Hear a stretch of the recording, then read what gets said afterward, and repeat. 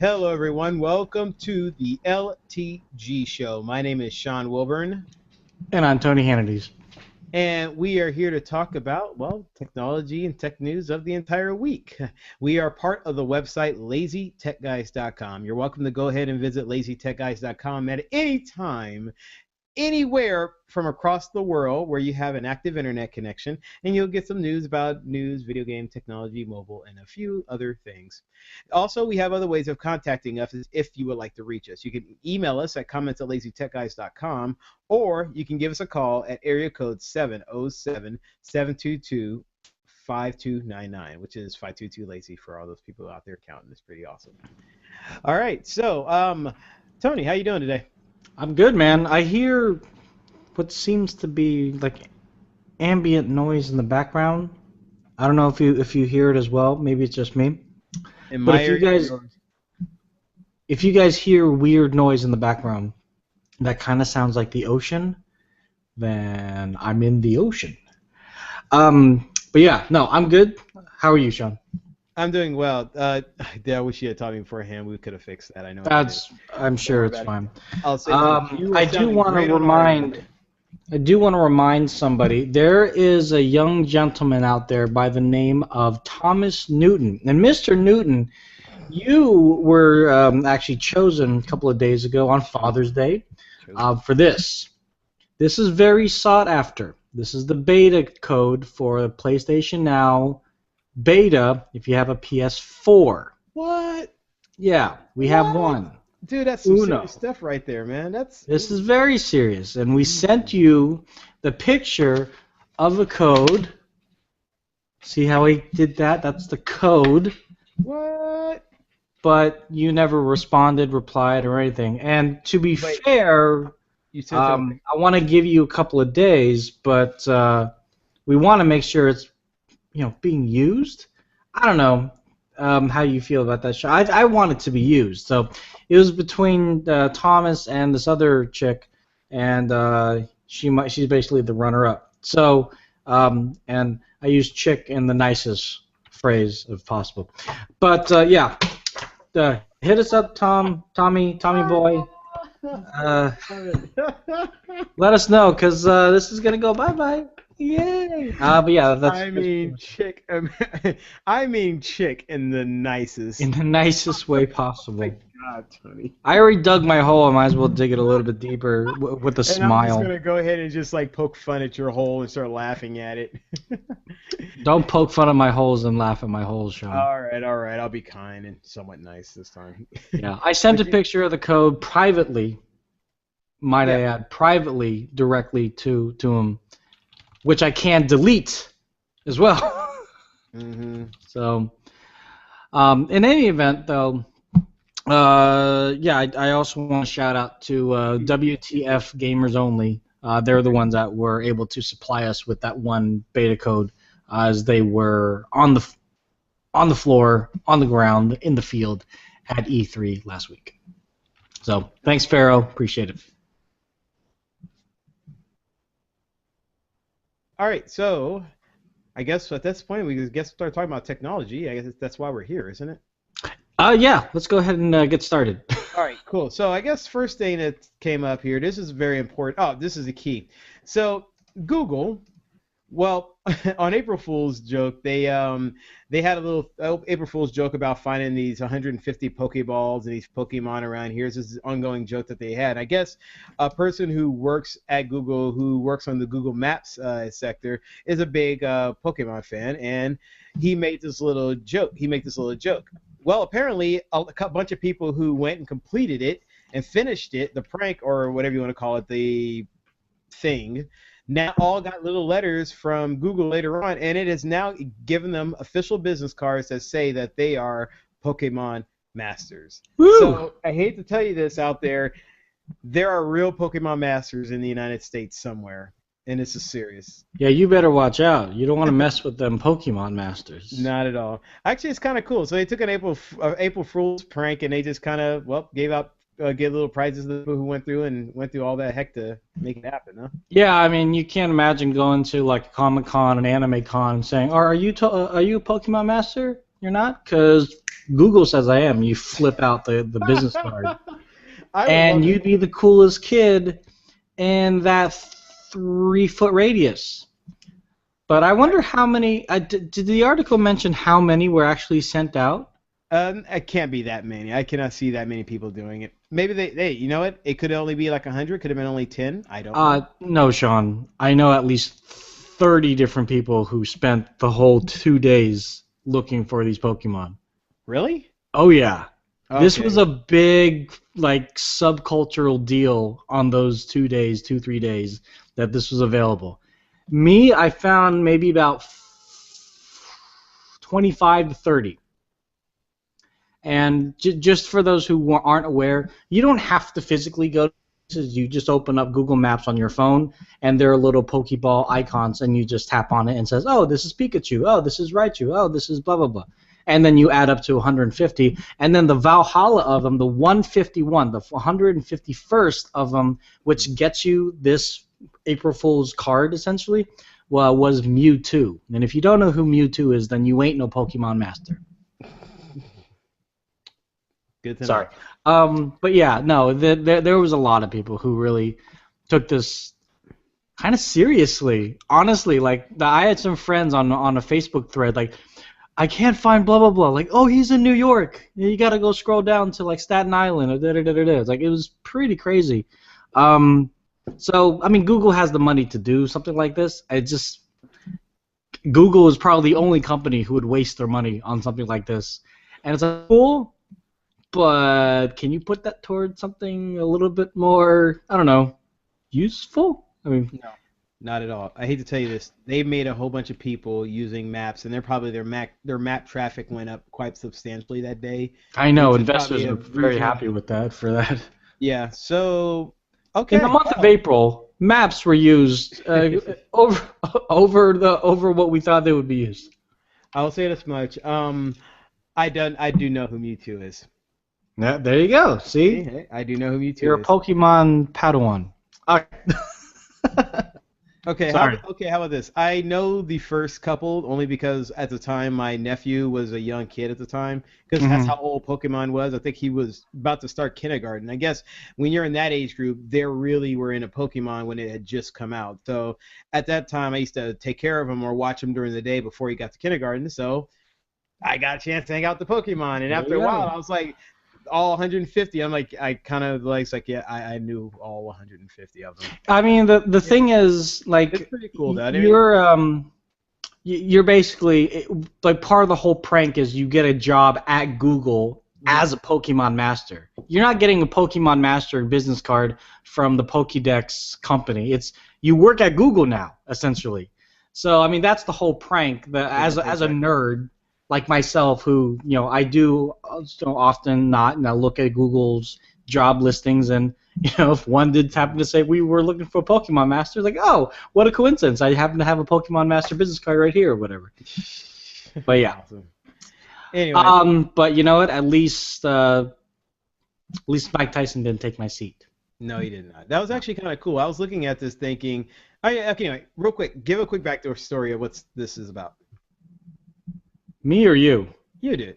Oh, well, I didn't actually see the backstory. All I saw really was this. I guess I don't know if it's a Vine or whatnot, but Dana White and Mike Tyson are on a plane.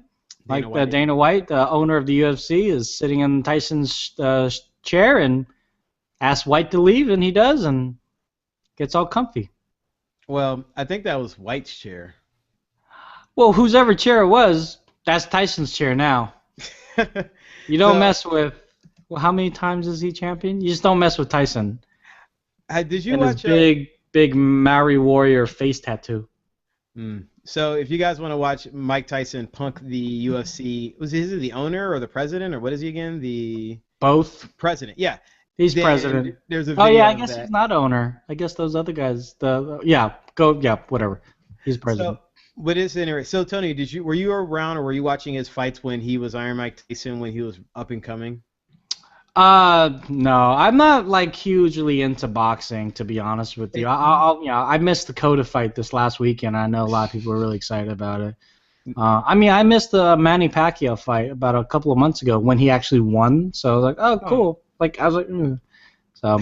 Staged. All right, so the Oh, I wouldn't say that. Like, go on, move on. You know, Greenwell upset a lot of people on that one. I know. Yeah, Hate so mail. I was calling both of them. I said both of them the whole time. Anyway, right when you guys first announced it, when you said this had happened the first time, I was like, staged this whole thing. But anyway, all right. No, the funny thing about it is, so I used to watch Mike Tyson fights when I was young. I'm old enough to remember that. And back then, boxing was different. It's just like wrestling was different because WrestleMania was on like HBO. So remember how WrestleMania was like on HBO and everything was easily accessible. So with that, we could watch Mike Tyson fights because Mike Tyson fights were on HBO. You could really just, hey, Friday Night Fights, Mike Tyson, okay. And we always. Well, yeah, that was back in the day when. Oh, it was wonderful, dude. So, and yeah, he is a bad cat. And till this day, after remembering to this day all those knockouts that I saw live happen. Have my chair, bro. I'll dust it off for you. Here, let me dust it off for you. Here you go. There you go. I would do that in a heartbeat. I would not stand in that man's way. And I have a feeling that UFC guys the same way, like saying, you're Mike Tyson. You can do it. Well, I mean, no matter what, yeah, you're Mike Tyson. You know, no matter what you think of him now as a person, he's crazy. He's he talks dude. funny or. No, it's just the fact that when I was a young kid watching him literally knock out people in the first round repeatedly and very viciously, it's kind of like I will never fight that man. I am scared to death of that guy, but I'm agreeing with you. Yeah, I'm saying like because he was such a hard ass, or a boxer that didn't take crap for nothing. People make fun of him now.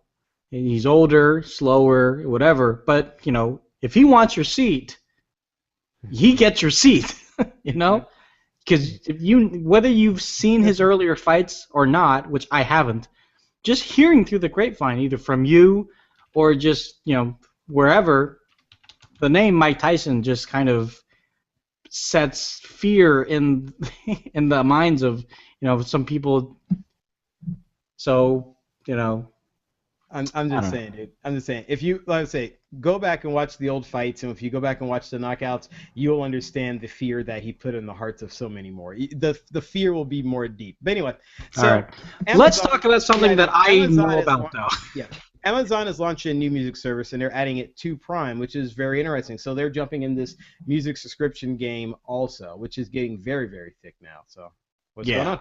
It works perfectly because they're supposedly announcing a new phone tomorrow, and up until now, it would have been kind of silly to announce a phone without a music service. Nevertheless, Amazon Music, Amazon Prime Music, or Amazon Music Prime, I forget what the actual title is, but essentially, at no additional cost, if you have the $79 annual fee to Prime or the $99 annual fee to Prime, if you weren't able to get the discount back in, I think, April, you would be able to stream unlimited and download, or cache, if you will, so you can listen to offline, over 1 million tracks from all the major record labels except for Universal.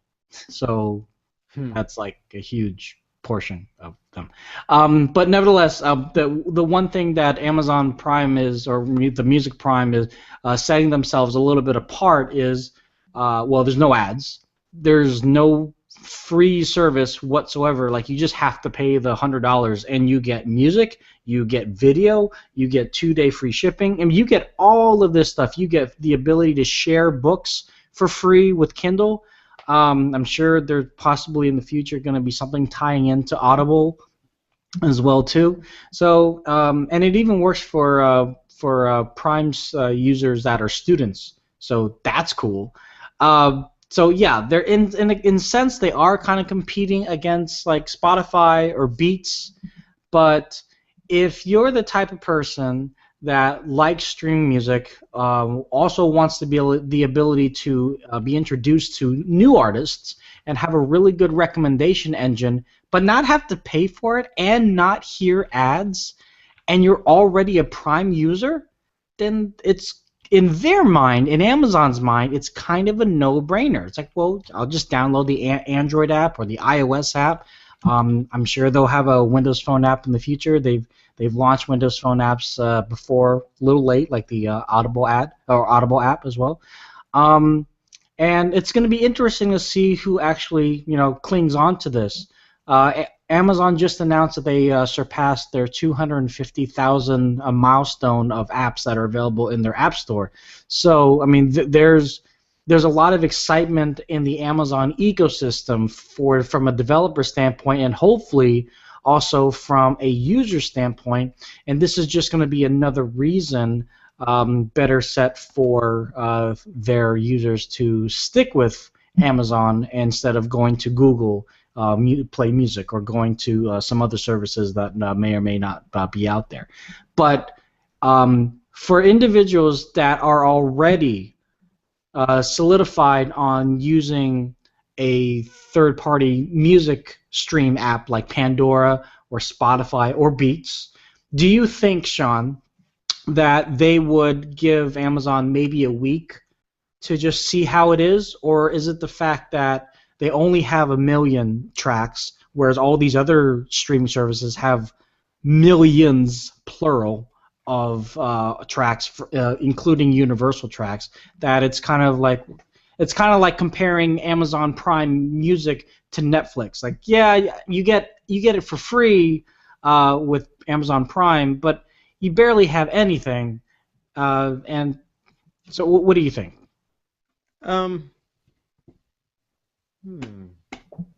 As far as the, I don't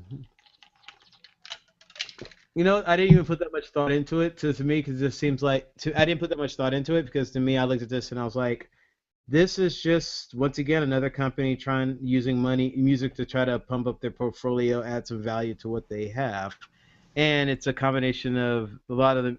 Okay, I don't know. I started looking at this, and when I started listening to you talk about this, I started thinking about the next topic with the music licensing, and then I'm just like, they're positioning themselves to the music companies are positioning themselves to put themselves in front of as many ears and make sure they get paid as much as they can from it.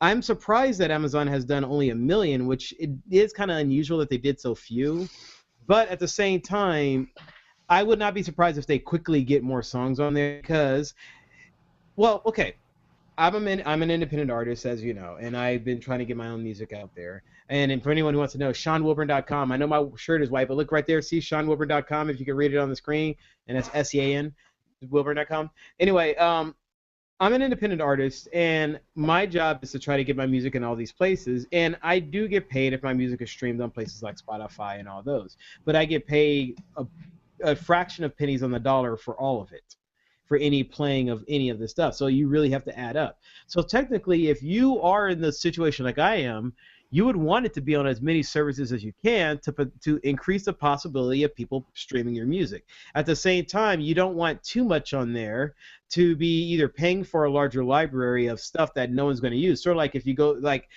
example of going to a library, an actual library, and it turns out only 10% of the books are read most of the time, and the other 90% of the books are just sitting there. That's a lot of real estate that you're paying for the 90%. Even though people do go to them, after a while it gets kind of expensive. So maybe Amazon is thinking, instead of just buying the whole library of the 8 million or something, they're going to just start with the 1 million and then building it from there. And I don't know if it's a lot of the record labels, except for Universal, Warner. Is it Warner you said that's holding off? Universal. It's Universal. I'm not sure why they would be holding back on that. Maybe there's some stipulation, but I don't either. But I do want to specify, like, Universal is holding back from the streaming side of it. So let's take it, like, if you wanted to stream a Beyonce track, for example, it's gonna say it's not available as a stream, but you can download it for $1.99 or for 99 cents. You can download that one song, and that's very similar to how it works with their video streaming.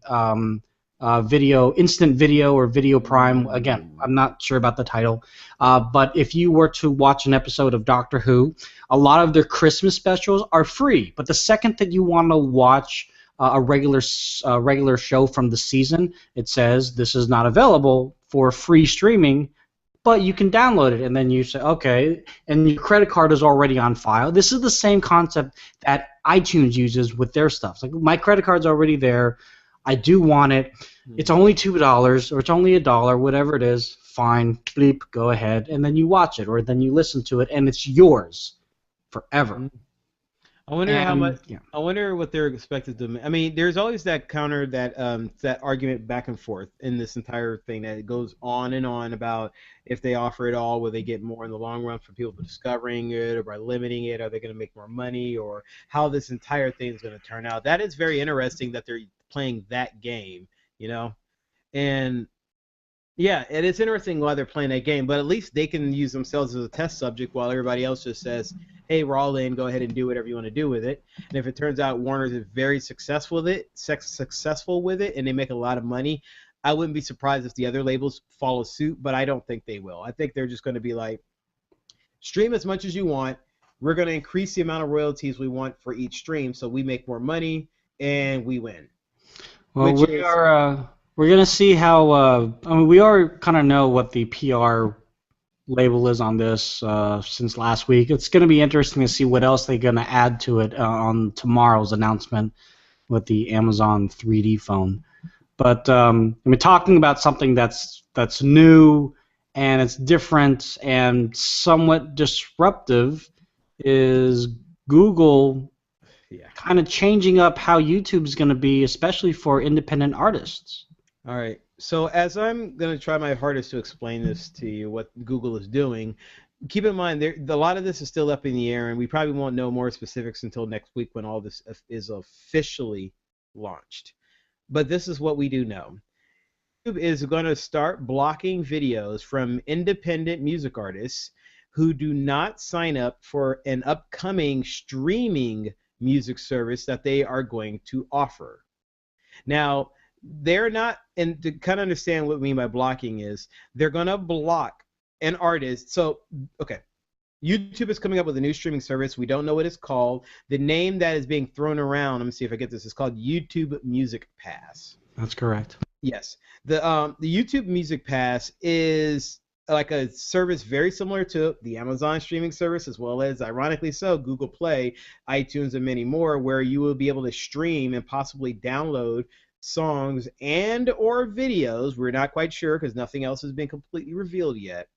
Um, and then this is going to be done without commercials. So this way, if someone wants to watch videos without a commercial, they subscribe to this service. Now they can watch all the new edition videos in the world without commercial, or maybe even the new Sean Wilber video that will be out very soon.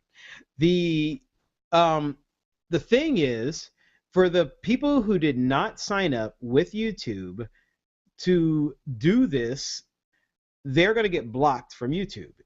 And the ones who did not happen to be independent music artists. And the names that are being thrown around as possible big artists who are going to get affected are people like Adele, Monkeys, and Jack White.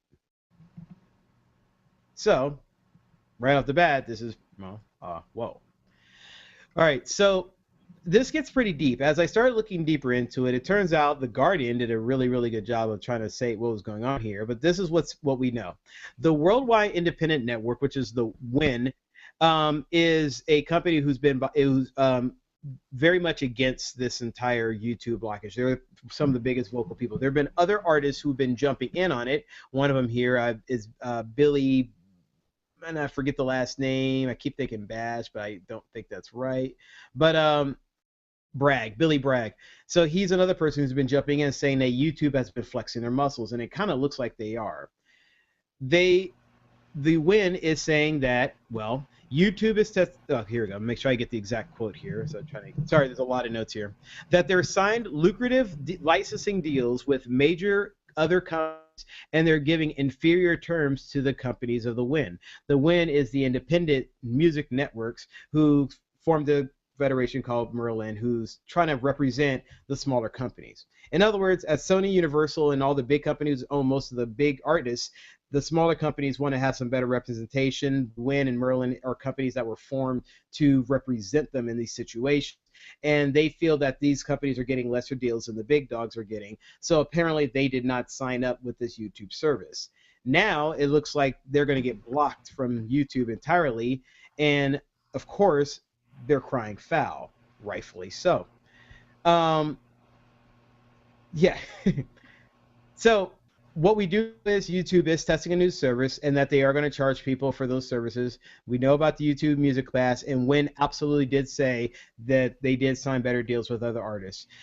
And in the Adele and artist Jack White and all them, I'm wondering if they're being thrown around as bargaining chips or how all this, gets affected. Now, Tony, what was your initial impression when you got the whole 8 minutes to read this, as well as the conversation we had before this? Sorry. I had two major impressions. One, Okay. YouTube currently has paid channels. How good are those channels doing right now? Those paid channels are like, I know UFC has a paid channel. There's like a paid comedy channel. There's a paid WWE channel, which gives you specific content that you're not going to find anywhere else, at least not legally. So that was announced, Sean, I think we talked about this last year. That was announced about a year ago, and we all kind of joked about it, and we haven't heard anything from it since. So YouTube and subscription, a paid subscription that doesn't necessarily have a recipe for success based off of that. Now, this is specific to music, and a lot of us do go to YouTube just to listen to a track. Maybe we just want to look at the lyrics. Maybe we do want to see the music video. And so with this new paid service, does this mean that this is specific to the artist uploading to their own channels, or does this mean that if I upload an Adele video that it's going to be taken down for other reasons? But I mean, like, how does that work? Last thing that I also thought of was me just being devil's advocate. Merlin and Win, you guys are smaller. You're not going to get a better deal. You're not going to get the same deal because you're smaller. That's that in my mind. Because Sean, I don't know the music business as well as you do. So yeah, you take the big dogs and they get the better deal. You get the smaller dogs and they get a deal. Do you want a deal or you not want a deal? So this is a deal in order to get your stuff on YouTube. And Sean, like you said, you need your music as in many places as possible. And so whether you get paid or not, isn't it better just to have your face, or rather your voice, through this with this agreement, whatever the agreement is, and not have as good as a contract, let's say BMG or Sony, but at least you have something so people can find you, versus now people are not going to find you because your Merlin or your Win didn't sign up. Yeah, okay. I'm with you. I'm kind of with you a lot of these. Now, I get there. Now, I am wondering, though, if they did, like, for example, one, we don't know the two deals that were given. Like, if the deals that were given to, like, the Sony Universal is significantly better than the one they're giving to the independent artists, I could see that being an issue. Let's say that for every play, they're going to give the Sony artist 3 cents, and for every play, they're going to give the indie artist less than 1/4 cent. That I could see being a big issue, and they should stand their ground for that. But I'm sure they would probably be barking more from the roof exactly the terms that they're getting screwed over that much. How does that work? No, Go ahead. no, I was gonna say, but that's one thing. But I am wondering if they just didn't get the same terms and they just want to use this as a bargaining chip, and that's why I keep saying the Adele and the Jack White name being thrown around, because people know names, and apparently those artists are associated with a smaller label. Now, the thing is, the Win is a thing that represents more companies. If the other companies choose not to be represented by Win, then I'm sure they could probably go straight to YouTube and get their stuff on there anyway. So I do wonder about how much of this is about just pure them fighting for the right of the artist or fighting for the right of making a few extra bucks. Now, I did have a couple thoughts on this thing here that was very interesting too.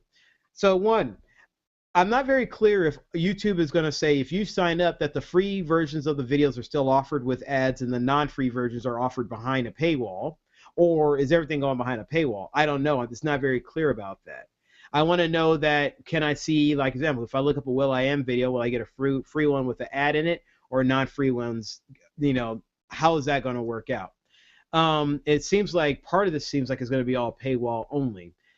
This does seem like a situation where YouTube is flexing their muscles, but at the same time, when I read their exact reason for doing so, their reasoning, I'm starting to kind of understand what the situation of both these companies are in. So YouTube's claim here, what they said was, as I find it in here, our goal is to continue making YouTube an amazing music experience, both as a global platform for fans and artists to connect, as well as a revenue source for the music industry. We are adding subscription-based features, blah, blah, blah, blah. Hang on a sec here. Okay. The verse said YouTube does not want to launch a paid service and then be forced to show some videos in ad-supported mode, or offer users the ability to take some videos offline but not others, names just like Jack White and different things like that. So they're blocking them all. So it sounds like, remember how we were just talking about Amazon saying how Universal didn't want to have their music on there for downloading, but they wanted... How much you want to bet that with the Win, that if they got the Win was either making terms or claims saying, well, you have to adhere to what the independent guys want, all these independent labels want something different, and Google's saying, well, we don't want to deal with that crap. Either you have us all sign or you don't, and either you all agree to it or you don't. And I'm wondering if there's a bit of that being involved here that they're not talking about. But, of course, that's also speculation.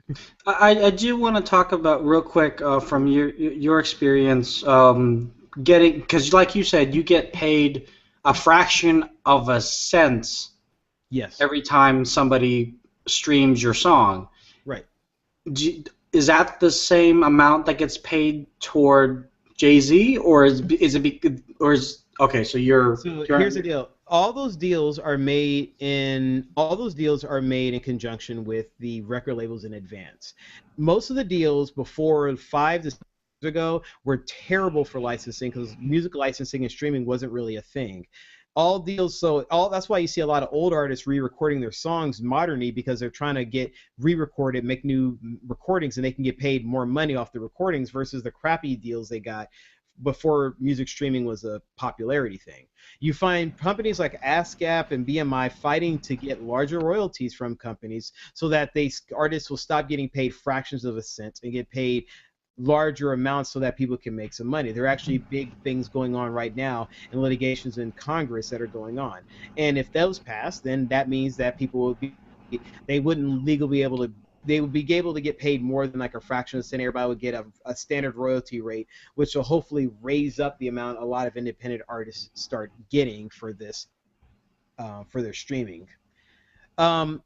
So yeah, we get paid by the streams, and the idea is you try to get as many people streaming it and you make more money. Companies are fighting to increase the amount of money you're getting for your streams, and they're definitely fighting a noble fight.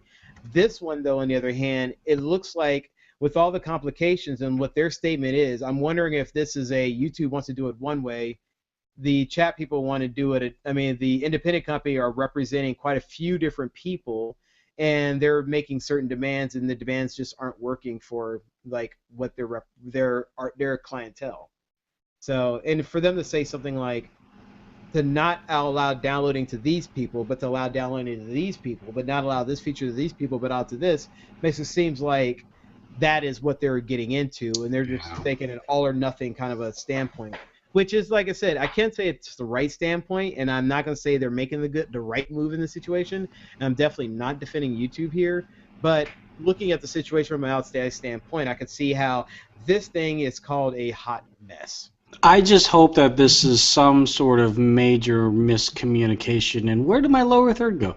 I'm sorry, Sean. Big fail on me. But yeah, I just hope that this is some sort of major miscommunication, because Google doesn't want to screw up YouTube, because that's going to. They bought Vimeo, right? Am I right about that? Vimeo was like the other place that you would go to watch like music videos, also uncensored music videos, which is kind of cool. But now it seems as though that if this report is true, that you're still going to be able to watch it, but you're going to be limited based off the fact whether you're paying or not. And I don't know, I think maybe that's the problem, is that we all kind of expected YouTube to continue to be free, give us all this stuff for free, and we would never have to pay for it, because we've accepted that we're going to be fed ads. But now does this mean that there's going to be a completely, totally different catalog, that you can only watch this limited edition Michael Jackson music video if you're paying for it? So I don't know.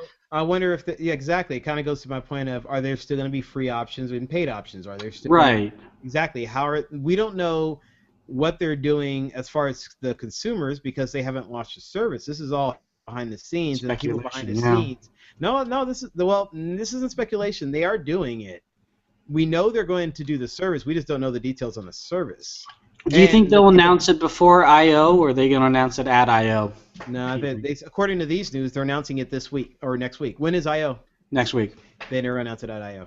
That's probably when, or maybe right before it. So, but we'll see. I'm curious on what's going to happen with the Win. Like, if they're using it as a bargaining chip, are they going to try to stick it out the way that people like the Beatles and the Rolling Stones and all those cats did to iTunes, and eventually say, all right, fine, take our libraries, or are they going to be fighting the good fight and just like try to prevent their music on? I don't know. It's just interesting to see how this is all going to turn about. But anyway, I'm going to drink some tea, and I think we should all take a break. So everybody, it's tea time. Everybody grab your tea. Oh. You got your tea there, Tony? I have water. Okay, well, you got your water there. Everybody get your water, your teas, your coffees, and your beers, and let's go ahead and relax, because it's time to sit back and listen to a good book. Yes, listen to a book, because you now have that option of listening to books, and these are audiobooks through a company called audible.com. Now, they are a sponsor for this show, and we have this quite a awesome URL that we want you to utilize, and if you do, you actually get a free book. You get to check out this awesome service called audible.com, and, well, quite a few other little things, and I'll tell you about those in just 1 second here. So the URL you want to use is audibletrial.com/lazy, and that's the one that you can drop into your computer right now.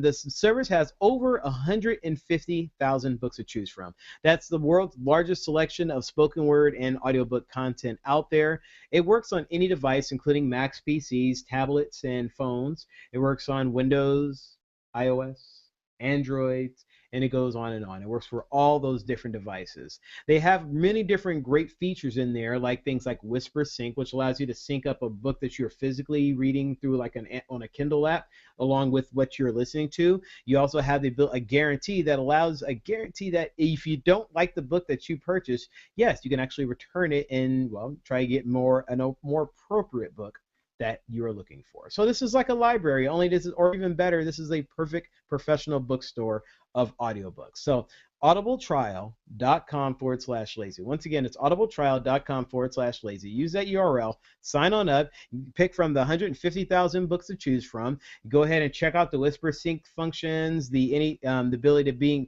staying more productive, and all the things that you do in your lifestyles while I get a chance of listening to today's biggest books. And, well, get a chance to check out the Quiet Service, and you get a freebie in the deal. Nothing wrong with that.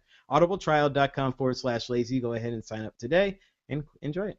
So, and thank you for being a sponsor. All right, here. Now, besides YouTube blocking people and Amazon trying to make more, and Mike Tyson threatening people who own UFC, the word is there's a new tablet that is shaking the wave. So, Tony, tell us a little bit about this new Galaxy.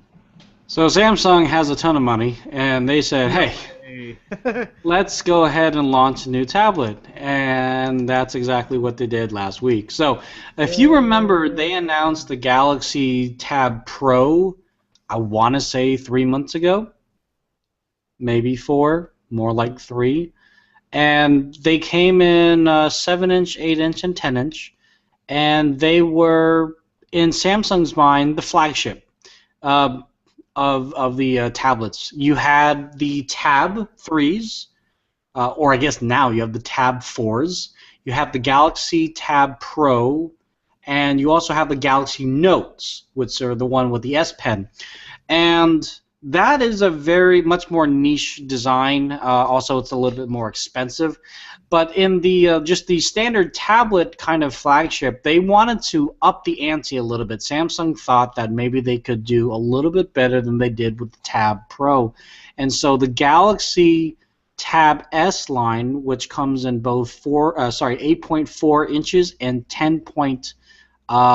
God, what is it? 10.5 inches? Yeah, 10.5 inches are basically, well, they're available now for pre-order here in the United States, and they're $399 and $499 respectively. If you're looking at the video, you're gonna basically have the first initial reaction that I did, which was, they look the same, but they're not. The resolution on these screens is impeccable. First of all, they have the new Super AMOLED display with an amazing viewing angle. Super AMOLED displays on a tablet haven't been used since the Tab 7.7. And if you remember that, you also remember that was a while ago. After that, they've been using the WXVGA or whatever the acronym for it is. It's not bad of a panel, but it doesn't have the greatest of colors. And also with these new tablets, the resolution is, if I'm not mistaken, pretty freaking amazing. 2560 by 1600 pixels. It's actually 20% better color range and 100 times better contrast ratio than comparable LCDs that are out there. It's also a little bit thinner and lighter than an iPad Air. And so, yeah, Samsung really is trying to stick it to the iPad Air as of right now. And to a certain degree, they kind of have.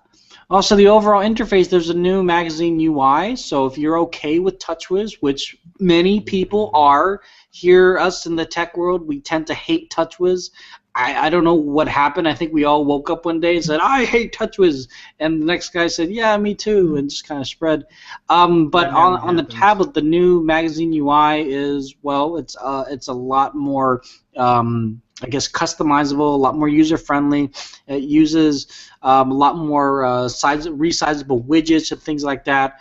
And people that have actually had a chance to look at it, I know the guys from Android Authority did an amazing hands-on review of both tablets, and they look really nice. Now, they are Samsung tablets, so they're a little cheap, compared to an iPad Air. So they do kind of feel a little bit cheap. So that's kind of what you're getting out of it. But at the same time, the nicest term, of course. Inexpensive? There you go. No, all right. Versus chicken cheap. Yeah, okay. I use cheap in the nicest okay, I'm not putting okay. But they are Wi-Fi only. There's going to be an LTE model later on this year. Also, they want to point out that it is running KitKat 4.4. It does have a fingerprint scanner, which is kind of cool. The micro SD slot can be expanded to 128 gigabytes, so that's awesome. And it does have the camera. The camera is 8 megapixels on the back with a flash, which is pretty awesome. So yeah, if you're an Android tablet fan, boy or girl, and you're looking for a new tablet, for your friend or family, or for your lovely friend named Tony Hannity's, and you want to give him a new tablet, this is going to be available to purchase out of the gate, I think in July, but you can pre-order, like I mentioned, right now. So I think you either have to go to Best Buy and pre-order, or you can just go to Samsung Mobile's website and pre-order that way. So yeah. Okay, got a question for you. Go ahead. Do you think there's just too many? I mean, we in the tech world, we see everything that comes through the gate. So I think as long as Samsung really kind of pushes this, because they didn't really push the Tab Pro, so really the average user didn't even know there was a Tab Pro. So from a consumer standpoint, they're not really going to know that there's a. They're just going to know that, oh, this has a better screen. I swear there was one here on this display last week when I came, and the screen wasn't as good. It's like, well, it's better. It's the same price, and it's better. Okay, cool. I mean, I think that's how they're gonna sell it. And Samsung, like I said, I mean, they have the cash, they have the means to just throw it up there and see what happens. And I think they don't want to fall too far behind from Apple, and having to wait another cycle to what is another 6 months from now, having to wait a whole another cycle to get this kind of screen quality where they already have it. And in a sense, kind of be ahead of the next iPad that's supposed to be announced later on this year is beneficial to Samsung, especially with the whole dads and grads at the moment. There's back to school coming up, so they need something new. They need something different to be prepared for the upcoming binge season in the retail factor. All right. Well, we'll see how they do with that. Now, apparently, Samsung ain't done with that. They're actually, it looks like they're going to be doing a Oculus-style VR headset, everybody. Sorry, I was trying to get some dun dun dun dun, some kind of like action music, but oh well. Yeah. I don't have it. You got it? No, I don't. Nothing's ready. Neither. It's funny. Same thing over here. I was like, oh. That's the wrong one. I'm not even gonna try anymore. It's the wrong one again. We're not playing Jungle Boogie right now. Anyway, so the by the way, Jungle Boogie I love the fact that it begins with that sound, and Open Sesame, both by the same band. So the there's been rumored that Samsung is working on a virtual reality headset, and we have new information, everybody. Are you guys getting ready for this? The new information is that it could be named Galaxy VR. Yep, that's about it. So yeah, so it looks like Samsung really is doing the VR. We don't know how that's really going to look at, how it's going to work, but we know it's going to work with Android stuff. And that's about it. So yeah, Galaxy VR, you rule. Can't wait, and we'll see how much and what Samsung actually does with that. So now, well, that's interesting. The Oculus Rift. The Oculus Rift. Dude, I just lost you. I was saying that the Oculus Rift SDK is essentially going to be a platform, not specific to the Oculus, but if you have enough Skrilla, as they say on the street, you can say, oh, we'll just white label it and put it into our whatever it is that we have, and we'll put touch over it, but it's Oculus Rift stuff underneath. What? You are correct. Okay. All right. Comcast is turning your Xfinity to define Skrilla for those people. Comcast is defining your Xfinity router, turning your Xfinity router into a public Wi-Fi. How dare they do this without my anyway? So what's going on here, Tony? Yeah, so essentially 50,000 routers in Houston have actually been turned on by a switch 50,000 in the main hub somewhere, and essentially those routers are public to anybody that's driving by, and they can sign into Xfinity Wi-Fi. That's the name of the hotspot, and they can essentially start using your router to get internet. So am I paying for that? Here's the thing. What was that? I live in Texas. Am I paying for that? I don't really live in Texas, but I'm just curious. Well, you're paying for your own. So here's the thing. This is only onto the Comcast-owned router. So if you own your own router, they're not gonna play with that. They're not gonna fuss with that. This is specifically to the router that you're paying $7 a month. That is also a router and a modem. So you think you're getting a deal? You maybe aren't. Second to that, according to Comcast, this isn't going to slow down your stream at all. So if somebody is in their car using your router to stream Netflix as well as upload a bunch of songs to their Dropbox, you're not going to notice any of that because it's on a completely different channel, although it is using your router.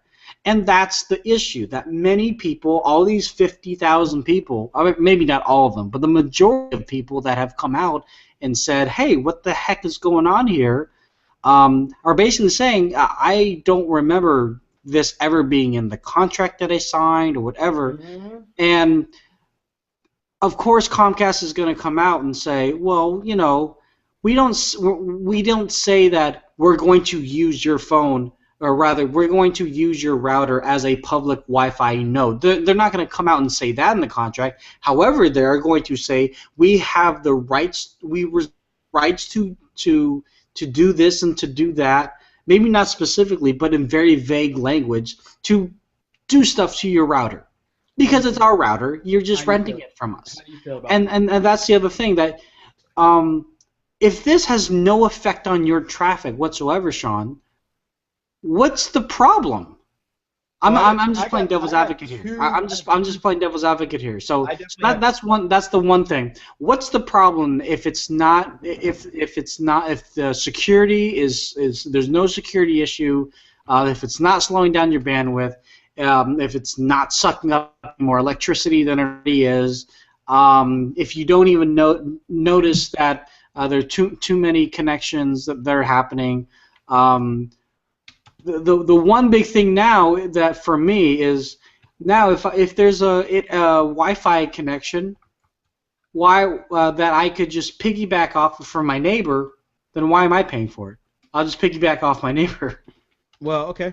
If it's a strong enough signal. Question. Here's a question I have. So, if you're able to do this and not slow down my internet connection, why are you charging me to slow down my internet connection with the amount of data bits that I'm already paying, if you can do this and piggyback off it and not have it be affected? Number two, why am I paying for renting the stupid modem if you're going to be having other people do that? I feel that if you're going to be doing this, then I should not be paying that modem rental anymore. Why?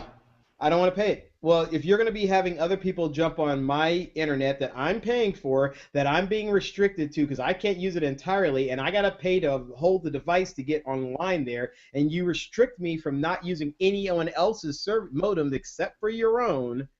And then, why are they restricting you? They're not restricting you. Yeah, Comcast does. Comcast only allows certain modems to work on their network. They say that you can go and buy them. No, yeah, it's a load of crap. But the only modems you can buy cost an arm and a leg. And by the time you go through 2 years of Comcast, you have to have 2 years of Comcast to pay for the price of one of those modems by the time you're done. So it's almost better that they rent the modem out than charge you for them outright. It's kind of a rip, because you can't get a good deal on a modem. You have to get it from certain places, and it's not really that good of a freaking deal. Anyway, so my thing is this. I'm like, and I don't live in Texas, so I'm not in this area. But if I was paying $6 a month for my modem, and it turns out now I'm going to be having other people paying for my internet, I'm thinking, well, this is not going to affect my internet feed. One, why am I being charged for my amount of data bits when all these other data bits can seem to go through without any big problems? So why am I getting charged? I liked your question of, well, why don't I just cancel it and have my neighbor, and how about him and I just split the bill? Or another thing, and then the other thing that's getting me is, why am I paying for the rental of this modem so that you can have a node that other people can connect to your network for? I am becoming your portable node, Comcast. Why am I paying to be your node? I thought I was paying access, not to be your node. All right, am I going to be your node? Great. Why don't you? Okay, then I don't want to be paying for renting this device. You throw the device in my house, I'll become your node, and then I just pay for the internet access. I don't want to rent this thing anymore. It makes no sense. Yeah, I'd be furious if I saw that. And like those other people, yeah, I'd be heated too. I'm a little afraid that that's actually happening here in my area, because I just checked. I don't know if it's me or if it's my neighbor or if it's just some fluke of nature, but I just checked the Wi-Fi connections that are available in the area, and Xfinity Wi-Fi is one of them. Now, I have connected to the Xfinity Wi-Fi routers before at places of business. Places of business will allow Comcast to do this, and they get, I don't know if they get a kickback or anything, but this is Comcast's free Wi-Fi hotspot anywhere that you go, like at an airport or whatever. At the pool, but I'm here in a residential area, and majority of my neighbors probably all have Comcast, and I have yet to check my node to see if this is a Wi-Fi, Xfinity Wi-Fi being broadcasted from my box or from somebody else's box. Well, I'm gonna check that too because I have it Xfinity Wi-Fi on mine too. I'm gonna be curious about that because if I'm paying for that, I don't want to pay for that rental fee. Yeah, I'm gonna be looking into that. Everyone, double check this because yeah, Xfinity Wi-Fi is on mine also, Tony. Yeah, and so I mean that's something. So here's the thing too, Sean. You can turn that off. Oh, I know. Okay. Where do you turn it off? So you have to go into the internet settings to turn that off. So this is turned on by default. You as the user just have to turn it off. So your argument about me having to pay for it and renting it and you using my node, I guess, can be squashed by just saying, okay, then just turn it off, and then you have to continue paying for it. But without them telling people, informing people, I mean, being very open about how this stuff is. I mean, let's just say Comcast is walking a fine line, and we have to go on. Comcast is walking a very fine line here. If they're not very big, open, telling people exactly what they need to do, turn it off, how to turn this off, and doing all that, they're going to upset people. If they're being very truthful, say, guys, this is what we're going to do, but this is how you turn it off, then people will say, okay, great, no, or yes. But if they're just going to turn it on and say, you didn't hear about that? Oh, go over here to turn it off. That's going to cause some lawsuits, and that's going to get them in deep, well, sugar honey iced tea. Anyway, so, Tony, so what about the Snapchat update? I guess we have an update on that. Okay, so Snapchat, or what's going on here, man? Okay, so Facebook has a new Snapchat challenger, and this one is called Slingshot. Now, Slingshot was actually leaked out last week, and I think you and I talked about this. And essentially, it was leaked out last week by accident. Facebook launched it in the App Store, and then they pulled it. And so now it's officially available to download, and you can actually use it in Android and iOS. And this guy is a very handsome fellow. And essentially what you do with Slingshot, as it's called here, is that you can share videos and photos amongst your friends, one-to-many, and you don't, even though this is a Facebook property, you do not have to have a Facebook account. You just have to have a smartphone, and you can sign in with your phone number or your Facebook account, whichever is easier. And the difference between this and Snapchat is the only way that you can see a picture is you reply first. It's their feature is called reply to unlock, and so you'll get a very pixelated picture. I'm trying to see if I can show you what it would look like. So if you're looking on the screen here, there's this palm tree here that's being slung or slingshotted vertically, and so essentially your friends, all they would see is a very pixelated picture of whatever it is. And in order for them to see what you're sending them, they have to send you a message. And the idea behind this is that, Sean, many times you have sent a picture to your friends or family, and they've seen it. And you know they've seen it, especially in Facebook Messenger. It says, Sean has seen this, Victor has seen this, Red has seen this. And days go by, and you're like, I just showed you a picture of my brand new guitar, and nobody has said anything. You want that immediate gratification. We're human. We want that immediate gratification of someone saying, cool guitar, where did you get it? How much did it cost? Can you buy me one? And now with Slingshot, you will be able to have that kind of conversation because in order for someone to see what you're sharing, they have to say something. That forces a conversation.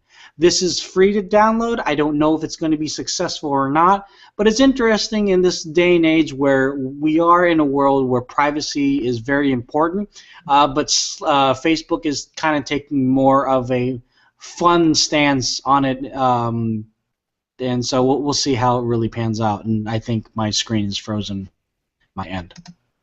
Okay, well, you are still live, just so you know. Do you see me, or do you see the Slingshot? I see the Slingshot thing. So okay, yeah. All right, well, whatever. Tony, hey, you're back. Hey, cool. Welcome back. Hey, Tony. So I'm gonna like we talked about last week. I'm gonna download this with my wife so we can kind of test this out. But aside from that, I have no reason to have to download.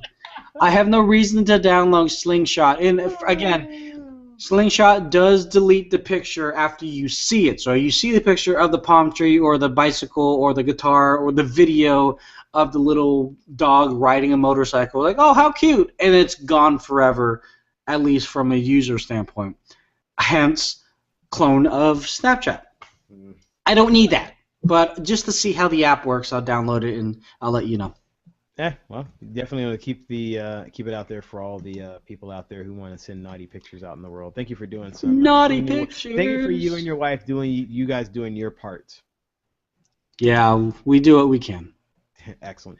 All right, so the last big thing we have here is T-Mobile. They got like rumored of a new phone and some major changes that, I don't know, could shake up the mobile industry, hopefully. What do you got there, Tony? Phone? Yeah, so apparently there's this rumor going around that T-Mobile is going to announce a brand new phone tomorrow called the Samsung Galaxy Avant. Like the singer? Yeah, right. Not really much on it. It kind of looks like a Galaxy S5, but more so of a lower end, maybe medium cost Galaxy S5, which is ironic because the Galaxy S5 Advance was just announced today in South Korea. But in any event, this might be an exclusive phone going to T-Mobile, but more importantly, this is going to coincide with an Uncarrier 5 announcement tomorrow in Seattle. So we're getting 2 announcements tomorrow, which is great because we're going to have to wait a whole week to talk about it. So I'll probably talk about it on my show tomorrow. So if you want to watch that, T Ninja 3000 here on YouTube, or just find me on Google Plus, and I'll put up the link, and you can watch and have conversation with me about it through the Q&A. But on Carrier tomorrow, some people are speculating that this is going to be the announcement where T-Mobile and Sprint merge. So that's one kind of speculation. But more interestingly, this is going to basically be where T-Mobile says, we're simplifying billing. No prorated charges. We already got rid of ETFs. So no prorated charges. EIPs are going to be included in the bill. So all those little fees and taxes and everything, none of that. So when we say your bill is $70, it's $70. What that sound like? It kind of sounds like prepaid. You know, when you have T-Mobile, or rather when you have Metro PCS or Virgin or whatever prepaid service you have, most places it's $25 a month, and that's it. And when they come over to a regular postpaid carrier like T-Mobile, AT&T, Verizon, it's kind of surprising where your bill goes from, oh, I thought it was $50 a month, now it's $80 a month. What the hell happened with that? It's like, oh, it's all taxes and fees. So apparently T-Mobile supposedly is going to get rid of that. But does that mean that they are going to have to raise the prices to incorporate all of those little hidden taxes and fees, or are they going to be able to keep the prices the way that they are because, well, service shouldn't be costing as much as it does? I mean, that's going to be pretty amazing. So yeah, this is going to be live streamed tomorrow, and I think if I'm not mistaken, it's going to be at 6 p.m. Pacific Standard. I'm not quite sure. So just keep an eye out on all of your favorite tech blogs, and somebody's bound to say it. And then I'm going to talk about it in full with either a fist of fury or a fist of happiness, because I'm planning on moving the whole family to T-Mobile no matter what we do. But this is probably just going to make the move a lot less stressful and hurtful to leave the big red. Yeah. I don't see why it's hurtful. It's not like you have any personal stock in there, do you? Just red. No, it's all like just history and stuff like that. It's not just that though. Like the majority of places that I go for my job, my signal is awesome, and those same places with T-Mobile, the signal is decent at best, and so that's the trade-up. I pay a lot and I get good service, and with T-Mobile, it's like I don't pay a lot, so I can use that other money toward other things. And my service is, hey, cool. It's a lot better than it was like 4 years ago when God, when did I work for T-Mobile? That's like 14 years ago. I'm sure they've changed. I'm sure they've gotten better since then. But yeah, I'll let you know if I actually do pull the trigger on this, because I know I said I would pull the trigger on going to T-Mobile about 6 months ago, and obviously I still haven't done so. But now it's getting closer and closer to the time that this actually might happen. Well, we'll see if that happens. I'm very Yeah. curious. All right. I guess it looks like we got to the end of the show. Holy crap. Holy C. Holy shit. Real quick, I'd like to end the show on what you're watching. So, what you're watching on Netflix. So, what is it that you're watching right now for our viewers and listeners that you would recommend? Can you absolutely throw this at me with no warning whatsoever? Yeah, I can, because I just did. Be prepared for this at all. Yeah. Try to remember what I watched the other day. Okay, we'll say that you watched Sharknado or whatever it's called. I watched Clear and Present Danger the other day, last week. Oh, cool. Some Tom Clancy. Movie. And then I watched World War Z. That just came out on Netflix. I just watched that today. Yeah, so I watched that thing. That was, okay, I know a lot of people were complaining about it. I was entertained. I thought I was entertained the whole time. I was like, it's fun. Can I just say something about that? So that's what I watched today. Did you know that Netflix also has an unrated version of that? See? I made the exact same face. I made the exact same face. I watched the wrong one. No, because you know how Netflix says, oh, since you've watched this, maybe you would like to watch this. And I looked at the cover photo, I'm like, why are you recommending the exact same movie to me whenever, oh, that's the unrated version. Gosh darn it. I know, I made that same mistake. Yeah. So that means there was more violence and more people getting killed. I don't know. I mean, for whatever it was, I all I know is this. I was entertained. Just like in any other movie, book-to-movie fashion, it didn't stay true to the book. But Max Brooks apparently was decently happy of how it turned out. Brad Pitt did pretty well. And there's another name for zombies, and it's called Zeeks. And that's what I learned, because knowledge is power. Yeah, well, those aren't quite zombies. They're a little bit different and everything. Yeah. It takes 15 seconds for them to convert over. Yeah. Yeah. Either way, pretty good movie and everything. So there you go. I watched something on Netflix, and I'm happy. There you go. So we'll do that. We'll try to do that on a weekly basis, because it's just for fun. You guys do that on your Lords of Gaming, like what'd you play? So this is what we watch. We got to warn me in advance. All right. Thank you, everyone, for hanging out with us. We're the Lazy Tech Guys. Let me give you some contact information for us. You can email us at comments@lazytechguys.com. You can give us a call at area code 707-722-5299. Or you can give us email us, call, email us, or you can reach us on social networks. If you look up Lazy Tech Guys, Facebook, Twitter, and Google+. Our YouTube channel is Lazy Tech TV, and you can also reach us many different ways. Tony, I know you can be found on Google+. If you look up, what was that little handle you used again? Tony Hannity's. There it is. That's an awesome handle. I happen to go by the name Sean Wilburn on Google+, as well as it is here. I also have a website and a new album coming out hopefully very soon. I'll have it next week, actually. I'll have a release date. And it's SEANWILBURN for all the people listening. Hopefully you can go in, check that out also. Now, on behalf of LTG and all that, we'd like to thank y'all for hanging out with us. We'll be back next week with some more fun news, fun information, tech news, and all that kind of tech stuff. And we are out. And we mean that in the nicest mean, in a way possible. Oh, God. Hit it. How are you going?